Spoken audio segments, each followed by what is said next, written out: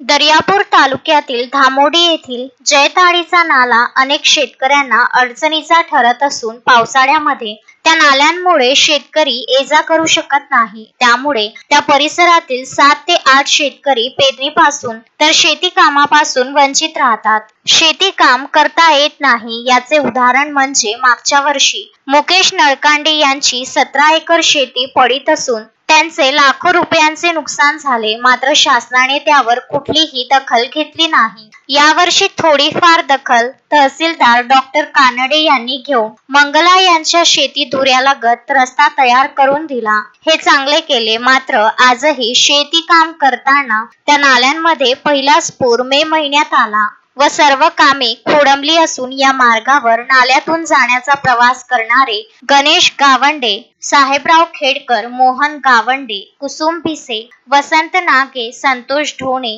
आदी शेतकऱ्यांची शेती नाल्याच्या पलीकडे असल्याने शेकडो हेक्टर शेती पडीत पडण्याची भीती यावर्षी शेतकऱ्यांना दिसून येत आहे। तेव्हा जिल्हाधिकारी किंवा खासदार, आमदार यांनी या बाबींकडे लक्ष देणे अतिशय गरजेचे आहे। जर हे काम होत नसेल तर तहसीलदार यांच्या कॅबिनमध्ये सर्व शेतकरी ठिय्या आंदोलन करतील असा इशारा संबंधित शेतकऱ्यांनी जाहीर केला असून त्वरित यावर योग्य तो निर्णय प्रशासनाने व लोकप्रतिनिधींनी घ्यावा अशी विनंती नागरिकांकडून करण्यात येत आहे।